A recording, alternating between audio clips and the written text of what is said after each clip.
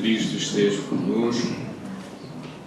E esse título nós vamos encontrá-lo no Evangelho segundo o Espiritismo, onde o título "Não vim destruir a lei", Kardec nos fala sobre a aliança da ciência e da religião. E aqui Kardec ele inicia uma fala nos dizendo: a ciência e a religião são as duas alavancas da inteligência humana.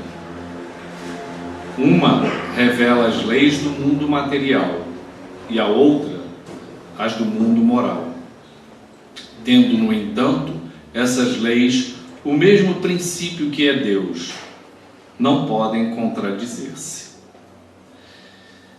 Aqui Kardec começa a nos colocar uma coisa bastante importante. Século XIX, Kardec eleva o pensamento de todos a uma reflexão de que não há espaço para esse sectarismo que foi falado no preparo, nessa separação entre a ciência e entre a religião. Na verdade, elas precisam trabalhar juntas, como duas asas a nos movimentarem em direção à nossa evolução. Não há nenhum tipo de diferença. Nós precisamos entender que elas precisam estar unidas. E ao longo da nossa conversa aqui, eu vou começar citando primeiro uma passagem histórica, também na época de Kardec, no século XIX, em que um médico húngaro, eu vou ter um pouquinho de dificuldade para falar o nome dele, mas vamos lá, é Semmelweis Weiss, tá? Se tiver errado, depois a gente faz a correção necessária, porque é húngaro. Bom, em Viena, o centro de todo o conhecimento, da cultura, da medicina, de tudo naquele momento, esse médico ele trabalhava numa maternidade. E nessa maternidade haviam duas enfermarias para a gente entender qual era o raciocínio que ele fez naquele momento. Em uma enfermaria que eram tratadas gestantes e puérperas por médicos. Numa outra enfermaria nós tínhamos também gestantes e puérperas tratadas por enfermeiras e por irmãs de caridade, que faziam também o atendimento naquela etapa do atendimento da maternidade. E o que acontecia naquele momento dentro da ciência? O que acontecia naquele momento dentro da medicina que era uma incógnita, que era uma dúvida, que era uma agonia, uma angústia para aquela sociedade médica? A febre puerperal. O que é isso? A mulher, então, ela tinha o seu bebê, depois começava um quadro infeccioso de febre, dor na barriga, dor de cabeça, mal-estar e vinha a desencarnar. E também o bebê. Isso tinha uma taxa muito alta naquele momento em que esse médico ele estava trabalhando lá e ele era o responsável por essa parte do atendimento dentro do hospital. E aí nós vamos ver como o raciocínio ele é importante para que a gente entenda o que Kardec fez em relação à doutrina, nos trazendo uma reflexão, a chamada fé raciocinada. Quanto isso é importante. Naquele momento, esse médico, ele começa a pensar quais seriam as causas. A gente não tinha ainda o momento da ciência em que você soubesse aprofundadamente a microbiologia, biologia, antibióticos não existiam. Como é que você descobriu então que ali havia algum tipo de infecção, uma contagiosidade? E ele começou a pensar, talvez fossem os miasmas que existissem no ambiente. Tinha-se uma crença de que a falta de higiene, lixo próximo, plasmassem então uma energia, e essa energia pudesse ser absorvida pelos seres humanos, e aí a gente adoecesse por esses miasmas. Mas aí ele pensou aqui, a maternidade é muito ampla, o hospital é muito amplo, bem arejado, entra sol. Não, não deve ser essa a razão. Começaram a pensar que talvez fosse porque havia um padre que passava pelo corredor tocando um sino quando alguma gestante ou puérpera estava próximo da morte. E talvez aquele sino que ele tocasse estimulasse um sentimento nas outras e elas se apavorassem e daí elas acabassem piorando e morrendo de febre puerperal. Veja o raciocínio. E aí tiraram o padre do caminho que ele fazia pelo corredor e levaram ele para o outro caminho para poder dar extrema unção. Não resolveu.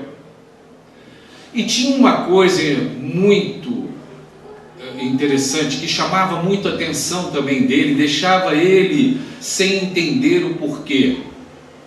A enfermaria que tinha as irmãs de caridade e as enfermeiras tinha menos febre puerperal do que a que era cuidada pelos médicos. As que eram cuidadas pelos médicos morriam mais do que aquelas que eram cuidadas pelas enfermeiras. E mais ainda, as mulheres que tinham parto em casa tinham menos febre puerperal do que aquelas que tinham feitos pelos médicos. Tanto que as mulheres não queriam nem ficar naquela enfermaria com medo de morrerem. E aí ele também pensando, afinal, o que causa isso tudo? E era um tempo em que o médico, para ser considerado um médico de qualidade, de peso, tendo experiência, ele tinha que ter o jaleco dele cheio de sangue. Então aquele sangue no jaleco era uma demonstração de experiência. O bisturi dele sujo de sangue era uma demonstração de que ele tinha experiência, ele operava muito. Então assim eles se dirigiam para as parturientes para fazerem os procedimentos cirúrgicos. E mais ainda, eles saíam da região do anatômico. O que era o anatômico? Eles faziam a necrópsia dos corpos e com aquele jaleco sujo de sangue, o bisturi sujo, e eles iam operar essas mulheres. Aí, Semmelweis, ele achou que poderia haver partículas cadavéricas vindo do anatômico e que estivessem contaminando aquelas mulheres. E ele aí estabeleceu dentro do hospital o seguinte: primeiro, vai-se usar uniformes limpos para se tratar dessas gestantes parturientes. Segundo, vai-se lavar as mãos e lavar com cal clorada. Cal clorado, cloro, ok. Vai desinfetar, vai limpar, vai esterilizar o que precisa ser esterilizado, principalmente as mãos. E aí a gente acha que isso aí foi muito bem aceito, porque limpeza, higiene era uma coisa... Não. Naquele momento ele foi completamente...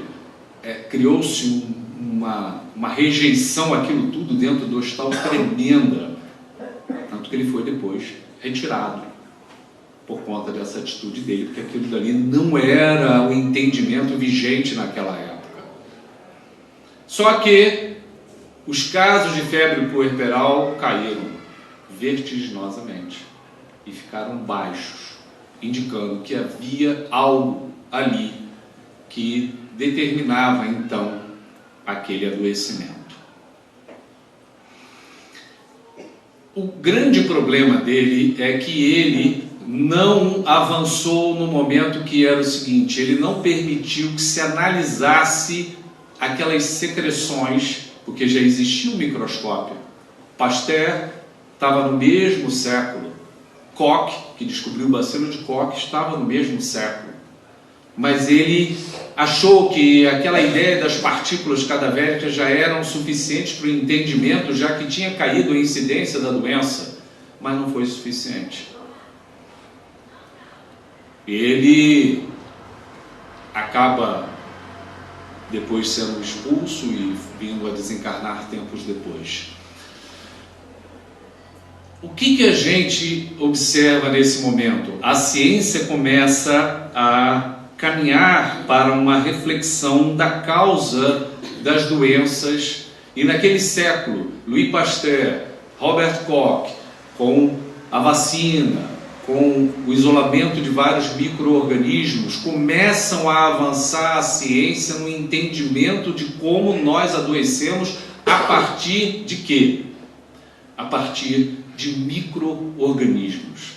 Utilizando o microscópio, você olha e você vê e você diz, é esse germe que você tem e é o causador da sua doença.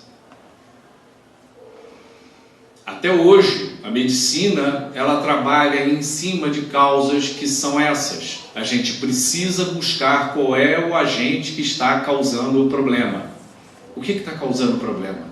Tem alguma bactéria, tem algum vírus, tem algum germe, tem algum parasita, tem alguma coisa causando a doença que você tem? E a nossa visão ainda é uma visão muito pequena em relação a um todo que representa o processo nosso de adoecimento. Mas que é importante, que tem o seu valor, que precisa existir dentro desse contexto da evolução do ser humano. E aí, dentro deste mesmo momento, nós vamos ver outros grandes seres, como Samuel Hahnemann, com homeopatia, compreendendo que a doença, ela não representa um problema da matéria, do corpo físico, mas sim um desequilíbrio da energia vital do ser.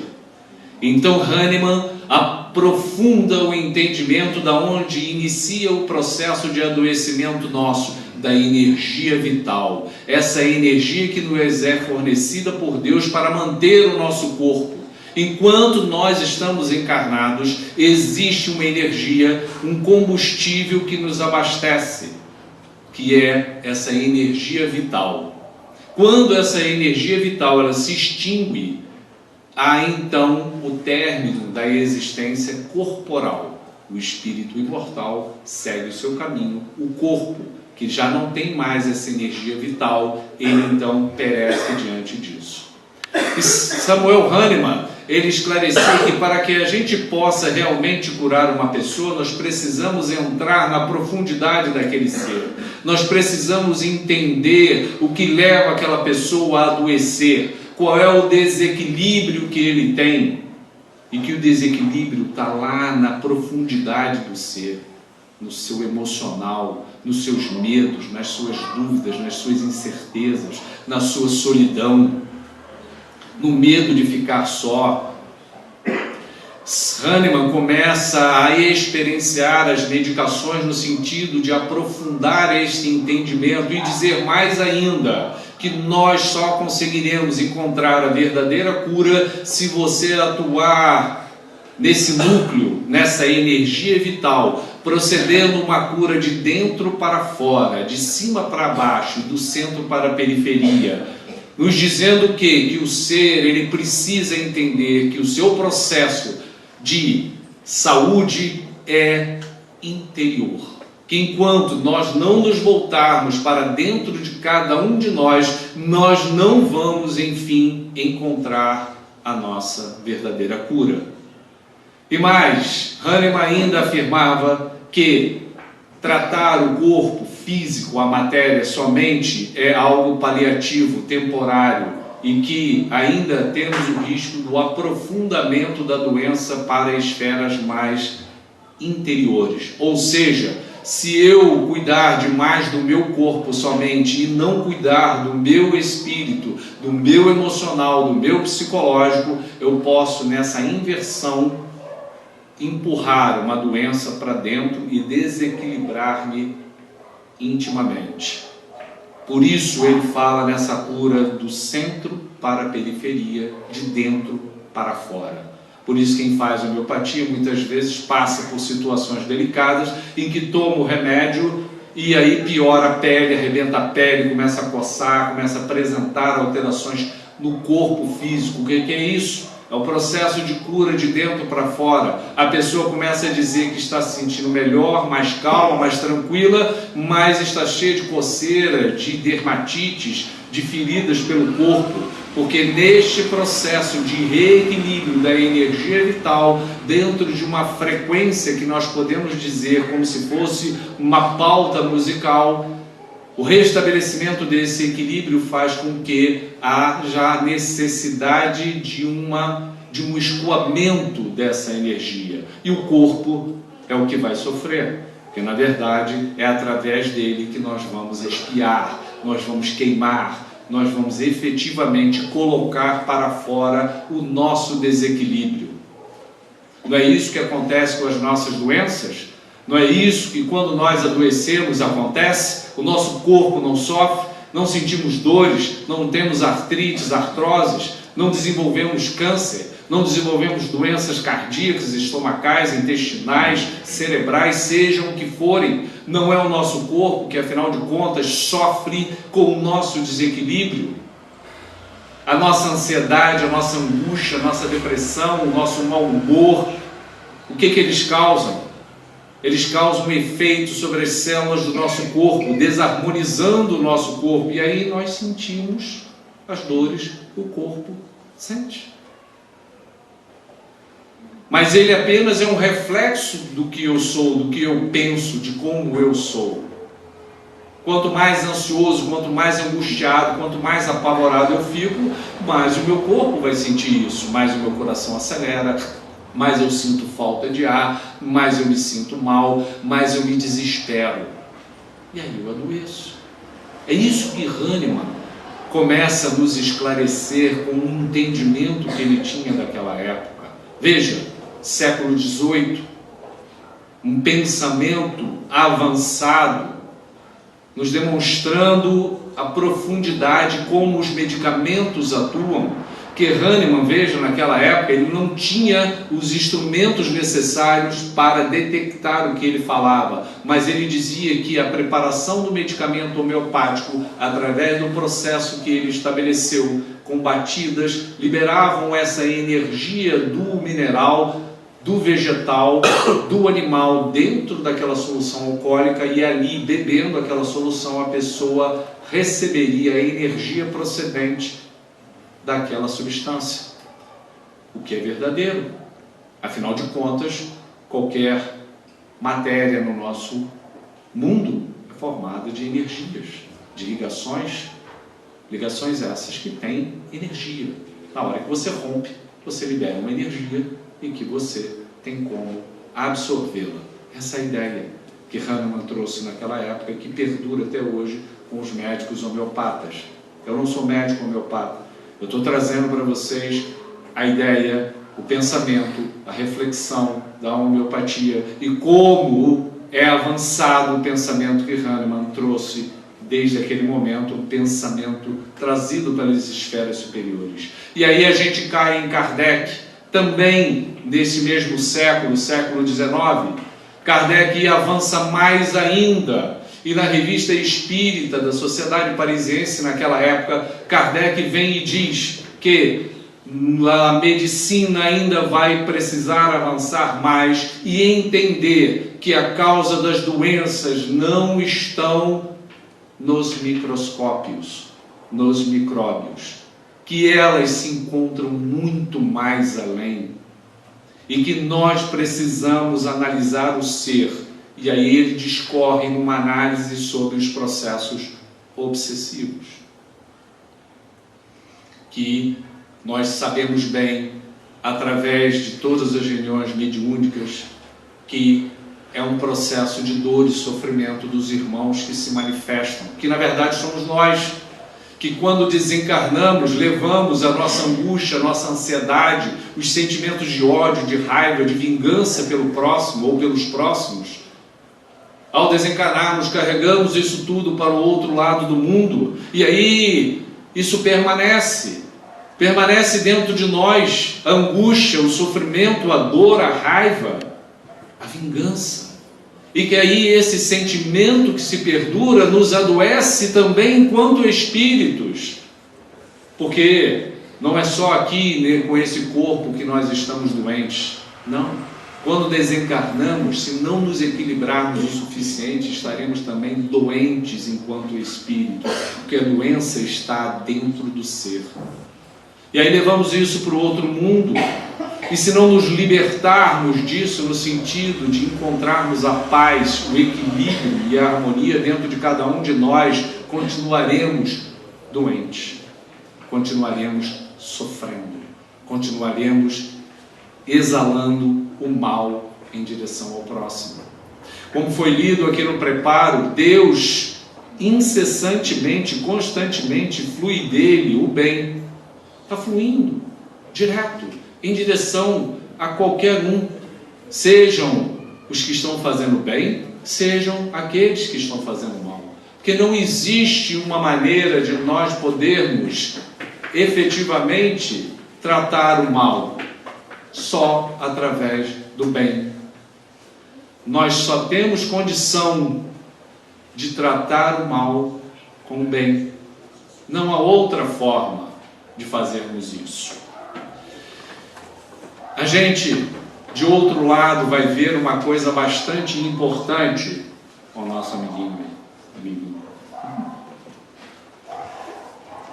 Nós vamos ver do outro lado, quando a religião também ela está solta, a religião enquanto ela está sem uma asa conectada a uma razão, a um pensamento, uma reflexão, e daí eu reforço outra vez como Kardec foi importante na questão de nos trazer uma clareza sobre os pensamentos. Como a fé, se ela não for raciocinada, ela pode trazer consequências que não são adequadas. E aí eu vou trazer uma experiência minha. Eu, quando tinha meus 12 anos, ainda ligado a uma outra fé, meu pai atravessava uma situação profissional difícil, estava desempregado, e aí eu fiz uma promessa. Fiz uma promessa de que se ele conseguisse um emprego, eu iria subir a escadaria da Penha. Quem conhece a escadaria da Penha sabe que são 365 degraus. Mas aí vem a questão. Meu pensamento era só ligado a uma fé. E aí eu prometi que iria subir os 365 degraus de joelhos, se meu pai conseguisse um emprego. E coloquei aquilo dentro de mim como uma meta. E aí a nossa situação foi ficando mais complexa, complicada, e o papai conseguiu o emprego. E aí eu disse assim, agora eu vou lá cumprir a minha promessa. Falei com minha mãe, e mãe é sempre um ser divino, ponderado, não? Aí olhou para mim, meu filho, é muito louvável a sua decisão, tudo que você prometeu. Eu não queria que você desfizesse de maneira nenhuma. Mas vamos pensar o seguinte, você pode cumprir a sua promessa subindo os 365 degraus, mas vá a pé, você não precisa de joelhos. Aí parei, eu não tinha pensado sobre isso. Falei, mãe, mas eu prometi. Se eu prometi, está prometido. Aí ela falou, não, meu filho, tenha calma. Você imagina, como é que você vai subir os 365 degraus e o seu joelho como vai ficar? 12 anos, naquele tempo a gente jogava futebol. Eu disse assim, não, arrumei uma joelheira. Eu vou botar uma joelheira e vou. Pelo menos não machuco o joelho quando chegar lá em cima. Não, vamos lá, eu vou com você. Subi os 365 degraus, para 12 anos de idade, 365 degraus não são nada. Foi isso que me moveu. Eu disse assim, 365 degraus para subir, para mim é fácil. 12 anos, correndo para lá, correndo para cá, correndo para cá, correndo para lá, era muito fácil aquilo. Eu queria algo difícil, algo que eu pudesse enfrentar naquele momento, mas faltou o raciocínio, que naquele momento minha mãe me trouxe, me esclareceu, e eu concordei. A fé, quando ela não é raciocinada, a fé, quando não é refletida, a fé, quando ela não traz uma transparência no sentido dela, ela pode nos fazer guiar o nosso caminho através de atitudes como estas, em que a gente não pensa. E Kardec nos trouxe justamente um pensamento raciocinado sobre a fé. A fé é importante? É, mas vamos pensar, vamos refletir, vamos entender o que existe por trás de cada coisa dessa. E aí vem uma das coisas mais lindas que a gente vai ver neste pedaço aqui, em que Kardec nos fala. O Evangelho, ele tem a citação, só para a gente esclarecer, ele tem uma parte que tem a citação da Bíblia, tem uma parte que ele tem a citação e considerações de Allan Kardec, e ele tem uma parte que há a citação e consideração dos Espíritos. Isso é separado. Então essa parte que eu estou falando são as considerações do próprio Allan Kardec sobre a questão da aliança da ciência e da religião. E ele diz: a ciência e a religião não puderam até hoje entender-se, porque, encarando cada uma as coisas do seu ponto de vista exclusivo, reciprocamente se repeliam.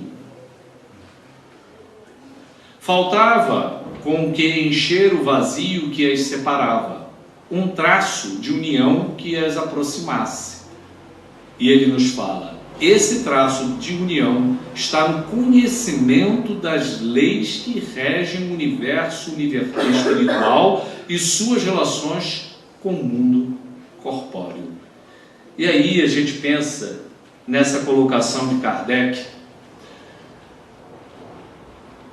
A ciência e a religião, se a gente não tiver a atenção, a gente entra num exclusivismo, a gente fica acreditando que é a religião, é a ciência e que não tem como juntar as duas, ou é uma coisa ou outra e elas não têm um sentido unidas. Não. Primeiro que a ciência, ela não cria nada. Como Lavoisier nos disse, nada se cria, nada se perde, tudo se transforma. Quem cria é Deus. Quando alguma lei era enunciada por algum cientista, ele apenas estava fazendo o quê? Descobrindo alguma coisa que já existia e que é a lei divina. Quando a gente fala da lei de atração e repulsão, quando a gente fala de ação e reação, essa lei foi enunciada por Isaac Newton, um físico. E Newton enunciou uma lei que ele observou. A uma força corresponde a uma ação, a reação de mesmo sentidos contrários, mesma intensidade. Quer dizer, ou seja, se eu jogar uma bola de tênis aqui no chão, ela retorna para mim, ou seja, uma força, sentido contrário. Isso é ação e reação. Agora, eu pergunto, isso aí foi uma criação da ciência? Não. Isso é uma lei divina que já existe. Ela já está no universo. O que a ciência faz é descortinar isso daí para dar uma consistência junto com a religião. Para que a gente não fique com uma fé absurda, sem sentido, uma fé que a gente não pense, não raciocine. Quando Kardec nos traz a questão da lei de ação e reação, a gente tem que entender que essa lei é uma lei divina, que é uma lei de responsabilidade, e que toda ação nossa corresponde a alguma coisa que vai retornar para a gente. Quando a gente conversou da última vez sobre as lesões afetivas e que nós falamos da história da senhora Serpa, nós falamos da história do Ernesto Fantini, em que cada um deles cometeu algum ato de irresponsabilidade, ela se envolvendo com dois rapazes e dando esperanças a cada um deles, e aí naquele triângulo amoroso, um assassina o outro, e aí um se sente culpado, e aí depois o outro trai, ou seja, uma atitude acaba levando a consequências em relação ao outro. É uma ação a uma reação. Mas como a gente também sabe que Deus é misericordioso, não é olho por olho e dente por dente, porque se a gente for seguir a lei do olho por olho, dente por dente, a toda ação tem que ter uma reação igual, e Deus não trabalha desse jeito. O Pai, acima de tudo, é misericordioso. Então, se ao longo da vida eu tenho que passar por alguma prova ou por alguma expiação, e que ao longo dessa existência eu começo a modificar a minha vida no sentido de melhorar, de trabalhar o bem, de atuar de uma forma mais verdadeira, sincera, honesta, vivenciando o que Cristo nos ensinou, do perdoar, do amar, do compreender, do ser fraterno, eu vou, na verdade, construindo um novo caminho para mim. E que ao longo da minha jornada, aquilo que estava pré-determinado para ser atravessado, pode sofrer o quê? Mudanças, modificações. Daí a gente entende que a nossa existência, ela tem um guia no sentido de mudança, que somos nós mesmos.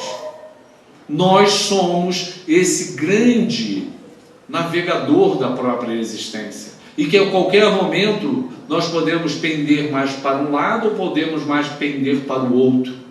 Vai depender de cada um de nós. E aí vem o livre-arbítrio, a livre escolha, para nos trazer esse equilíbrio. Mas a gente precisa entender que toda atitude nossa tem uma consequência, que nós temos responsabilidades sobre os nossos atos, que eles não vão ficar sem algum tipo de ajuste. Se a gente acha que o que a gente pensa fica livre, solto e que ninguém sabe, é uma ilusão. Por que Allan Kardec pergunta aos espíritos o quanto os espíritos nos influenciam? Por que ele faz essa pergunta? Porque é para justamente nos mostrar o quanto nós nos relacionamos com as outras dimensões e como nesse relacionamento nós podemos influenciar e ser influenciados. É que nem aqui. A gente, quando conversa um com o outro, a gente influencia o outro na conversa, no diálogo, e o outro nos influencia, a gente vai pensando e a gente vai conversando e a gente vai trocando ideias sobre algum assunto. A mesma questão é na espiritualidade. Enquanto eu estou aqui pensando, eu estou influenciando espíritos que estão aqui presentes e eles também estão me influenciando. Há uma troca permanente, energética, de pensamentos, de ideias, de sentimentos. E aí, quanto mais eu fluir no bem, mais eu vou sintonizar com esse mundo. Nilton, mas eu não vejo isso, eu não enxergo isso, eu não consigo ver como isso pode acontecer, como é que essas coisas, se dão no mundo. E aí eu trouxe uma coisa simples, que foi um imã, que isso sempre me fascina, ver o imã. E a gente não vê essa energia acontecer, aí você vai, você joga, ele junta. Como é que isso acontece? Ele junta. Aí o outro lado, ele não junta. Esse lado, ele junta. Ninguém está vendo isso aqui acontecer, ninguém está enxergando essa energia se processar aqui, mas ela está acontecendo. Ela está se realizando nesse momento aqui. Existe algo além da nossa visão que aparece nesse momento aqui. É uma lei de atração, como existe do outro lado uma lei de repulsão. Não tem como. Então, se eu sintonizar com pensamentos, ideias e sentimentos voltados para o bem, eu vou atrair isso para mim. Eu vou construir uma vida mais saudável, uma vida melhor para mim e para o mundo em que eu vivo. Da mesma forma, eu posso também repelir o mal. O mal pode ser repelido. através de que dos meus pensamentos, das minhas ideias, eu também posso repelir. Eu sou o governador de mim mesmo. Isso a gente precisa assumir esse nosso poder no sentido de sermos leais às leis divinas. Agora, da mesma forma que esse imã atrai a outra parte, eu posso fazer a escolha, eu posso fazer uma atração também de ideias, pensamentos e sentimentos que sejam ruins, que sejam para o mal. É tudo sintonia, é tudo uma harmonia, é tudo um equilíbrio. Essas leis todas que regem o universo, elas existem para nos mostrar qual é o caminho a ser seguido. Se a gente reparar, elas existem. A ciência vai descobrindo elas, vai descortinando a existência delas. E aí o que era sobrenatural, o que era uma coisa de outro mundo, os milagres que Jesus fazia, na verdade, eles estão dentro da lei divina, que eram manipulados por um ser excelso, angélico, puro, e pelo autoconhecimento das leis divinas, ele tinha como manipular as energias da natureza e fazer o que ele fazia. Não existia nada sobrenatural. Nós é que não temos ainda, pelo grau evolutivo nosso, a capacidade de manipular esse fluido universal e de alguma forma poder exercer o que o Cristo fez. Mas nós somos capazes. Nós manipulamos esse fluido quando nós aplicamos o passe aqui dentro. Quando nós emitimos um pensamento durante uma oração, e esse pensamento forma uma energia muito grande que se espalha e se estende por tantos lugares quanto nós assim desejamos. Repara o quanto vai se aliando nesse pensamento de Kardec a ciência com a religião. Já não precisamos ter uma fé cega, uma fé que não pensa, que não reflete. Olha, você não precisa pensar não, você só tem que acreditar. Você não precisa pensar não, você só tem que aceitar que é desse jeito assim. Deus é isso e é isso aí que tem que ser. E Kardec diz, calma, é assim mesmo? Nós não somos filhos de um pai que nos deu o livre-arbítrio, a livre escolha? Será que esse pai não deseja de cada um de nós que nos melhoremos? E para nos melhorarmos, a gente também não precisa pensar sobre a nossa vida, sobre a nossa existência, sobre o quanto nós estamos fazendo coisas erradas e o quanto nós possamos melhorar? Será que a gente não tem o direito de fazer escolhas melhores do que nós estamos realizando? Será que o meu destino realmente é ser uma pessoa triste, angustiada, infeliz, deprimida, mal-humorada? Será que o meu destino é esse? Eu nasci para isso? De maneira nenhuma. Será que o meu destino, então, eu nasci para ser uma pessoa violenta, agressiva, uma pessoa ruim, uma pessoa que só deseja o mal? De maneira nenhuma. Como o preparo nos colocou, Deus constantemente está liberando energia do bem para todos, não importa. Mas Ele nos deu o livre-arbítrio para justamente escolhermos melhor o caminho e dessa forma sermos seres melhores e mais felizes. Nesse caminho grande do processo de evolução. Ninguém nasceu para ser uma pessoa ruim, não existe isso. Nós nascemos para viver o potencial criativo que Deus plantou dentro de cada um de nós. A gente que fica anestesiado, parado, acomodado e não reage diante daquilo que nos é colocado na vida. A gente chora porque enfrenta uma dificuldade. A gente reclama porque atravessa um obstáculo. A gente fica desesperado diante de situações que nos levam a alguma dificuldade. E aí a gente acha que está tudo conspirando contra a gente. Existe uma conspiração do mal atuando sobre a gente naquele momento. São ilusões, são fantasias que atuam sobre a gente nesse instante. Nós precisamos novamente tomar as rédeas da própria vida e nos melhorarmos. Não existe tempo para isso. Não existe. Por isso a doutrina espírita não é favorável à eutanásia.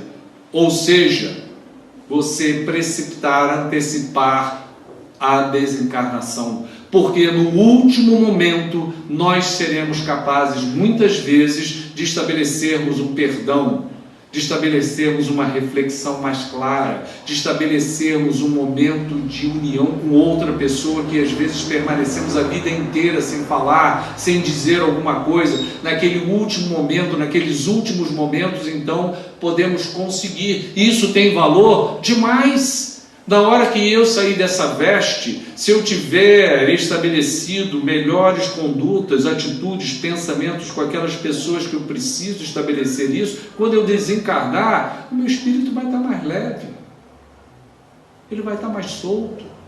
Eu vou saber que eu vou ter já resolvido algumas questões que ficaram pendentes, porque senão essas questões vão seguir para o outro lado. A gente acha que a gente vai atravessar essa dimensão para outra e está tudo resolvido. Aquela diferença que eu tinha com uma pessoa desse lado não vai ficar resolvida. Não vai ficar resolvida, porque eu não resolvi. Eu vou ter que resolver em algum momento. Então é melhor, enquanto a gente está no caminho, a gente estabelecer essa reflexão. É a fé raciocinada, é eu pensar no objetivo para a minha vida. A gente precisa fazer isso. É criar um objetivo da vida atual, que não pode ser esse objetivo material que nós temos. Como diz Kardec,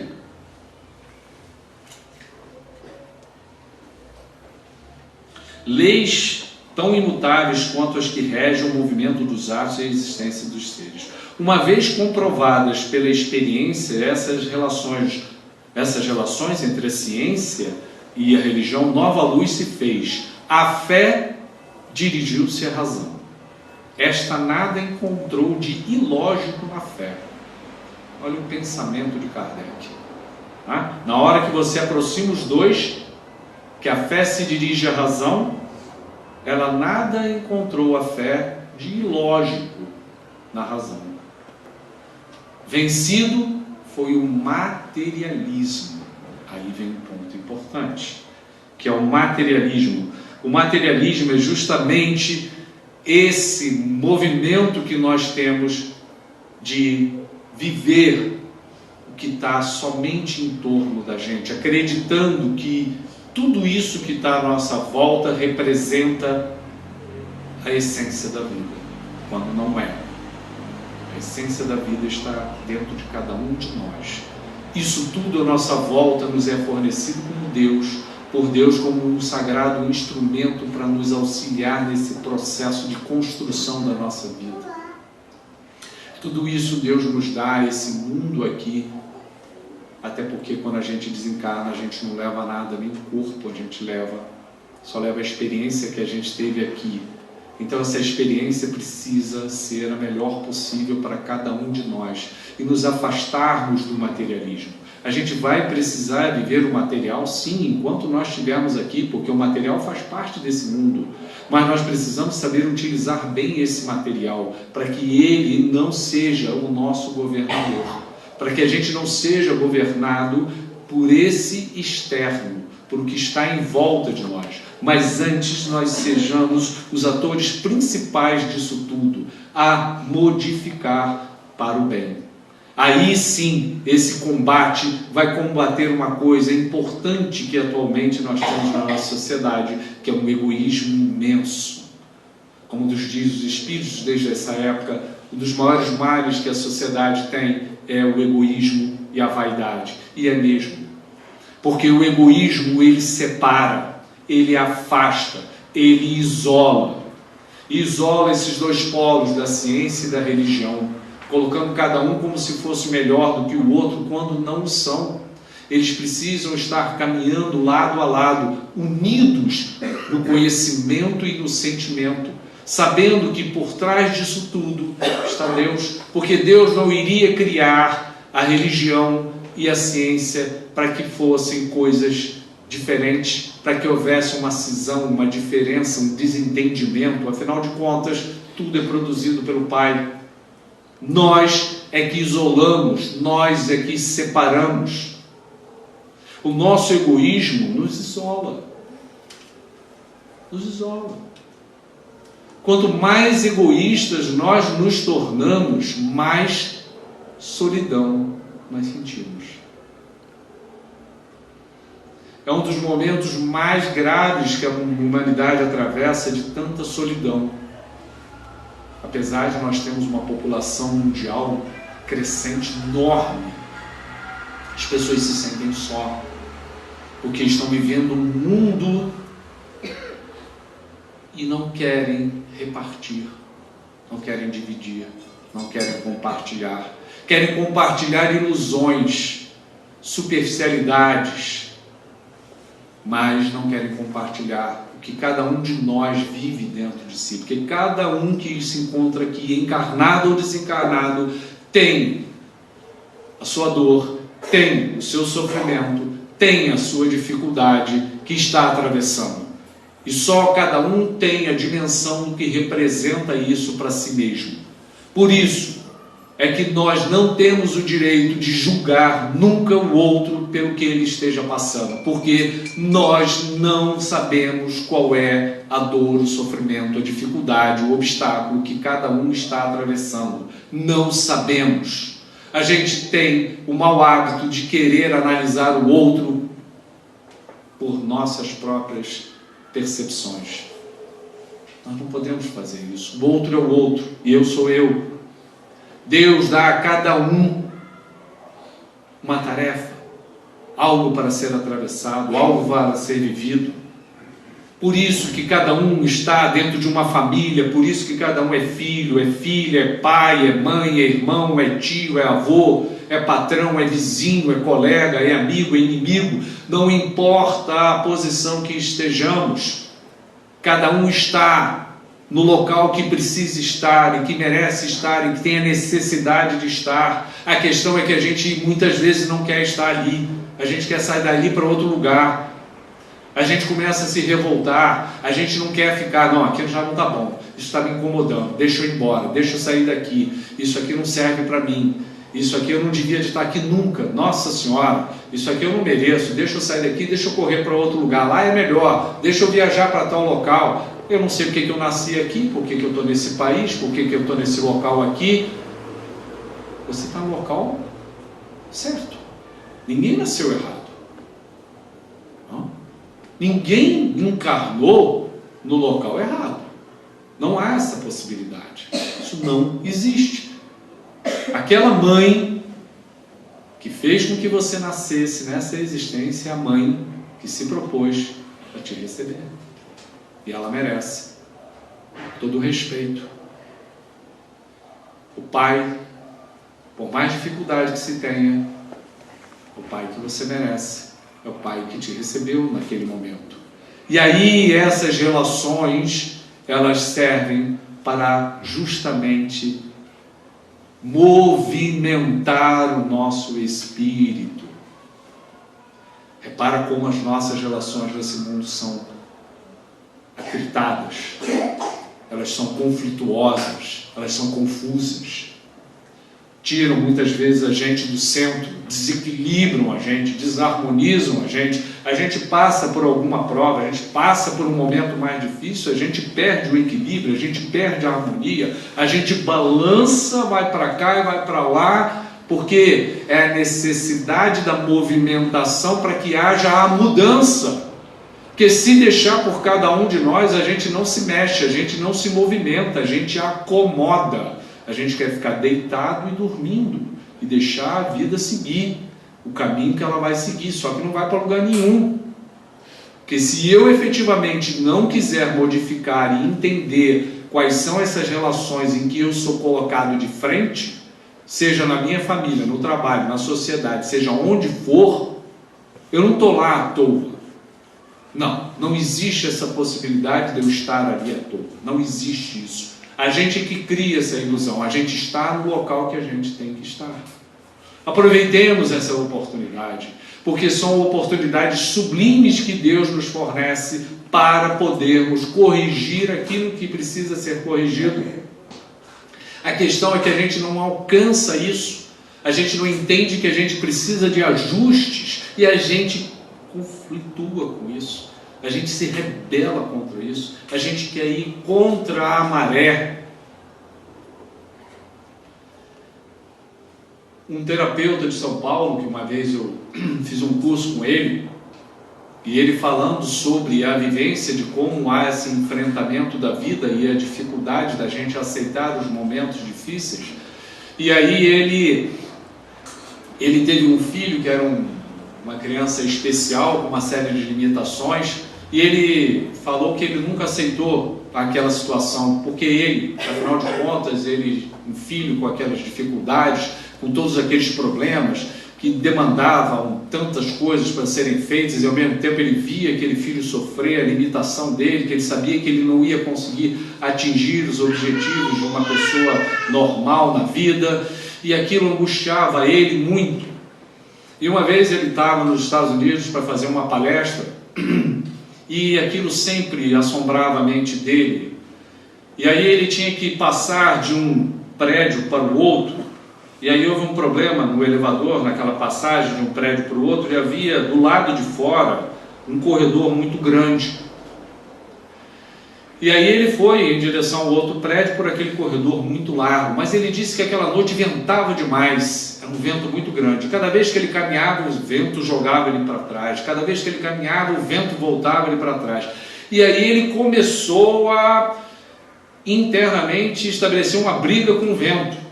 Começou a brigar com o vento e dizer que ele ia, e ele não conseguiu atravessar. Aí ele teve um estalo sobre a relação dele com o filho, que ele estava resistindo contra aquela situação toda, e que não adiantava resistir com aquilo, que ele estava se desgastando, se cansando o próprio filho, e não estava aproveitando aquela vivência que ele tinha diante dele, de amor, de paciência, de tolerância, aquela experiência que tinha sido fornecida pela vida para ele, que ele não estava aproveitando. Na verdade, ele estava brigando contra aquilo. E aí o pessoal perguntou: mas o que você fez? Aí ele disse: vim para trás, dei a volta, aí saí do outro lado. Ou seja, ele diz que quando voltou em casa, ele mudou a ideia, o pensamento, a atitude em relação ao filho. Ele se entregou, resolveu assumir, viver aquela entrega de amor, de carinho, de luz, de entendimento com o filho como ele era. E a gente vive esses momentos difíceis nas nossas vidas, enquanto a gente não aceita o que somos, como somos, da maneira que nós viemos, com quem nós viemos, com quem nós nos relacionamos. A gente cria resistências para seguir adiante, o que nos faz sofrer. E a gente acha que é algo que está acontecendo de fora para a gente, quando não é. A gente precisa modificar a visão. Quando a gente está angustiado, em depressão, eu sempre digo para as pessoas, é como se a gente estivesse num canto, com duas paredes assim, você olhando para lá, para aquele canto. E aí quando a gente enxerga a vida, é quando a gente se afasta, vira, e a gente vê que existe um mundo imenso ao nosso redor. Cabe a nós podermos enxergar a beleza que a vida tem para nos oferecer. E eu acho que Kardec, ele nos traz uma reflexão profunda sobre essa fé, sobre a visão que nós precisamos ter sobre nós mesmos, sobre nossa existência, sobre as nossas vidas, e que essa visão, ela precisa mudar, e nós temos essa capacidade de mudança, que possamos realmente aproveitar essa existência para mudanças profundas, que a gente possa não deixar a vida seguir sem sermos realmente os autores das nossas transformações, porque só assim a gente vai sair do sofrimento. Não tem outro jeito, não acontece nenhum milagre, não desce nenhum anjo do céu para fazer o que cada um de nós precisa fazer, não existe isso. Só nós mesmos é que podemos modificar as nossas próprias vidas, não o outro. O outro não pode fazer isso. O outro nos ajuda, nos consola, nos auxilia. é o que a doutrina nos faz. A doutrina, ela, por acaso, ela me livra da expiação e da prova que eu tenho que enfrentar? De maneira nenhuma. A doutrina me esclarece, me auxilia a pensar, a refletir e criar um novo rumo para a minha existência, abandonando o que eu vinha fazendo e optando por alguma coisa melhor daqui para diante. Que a paz do Cristo envolva todos nós e que o Mestre Jesus seja sempre o nosso modelo e o nosso guia nessa grande jornada que representa a nossa evolução. Muita paz.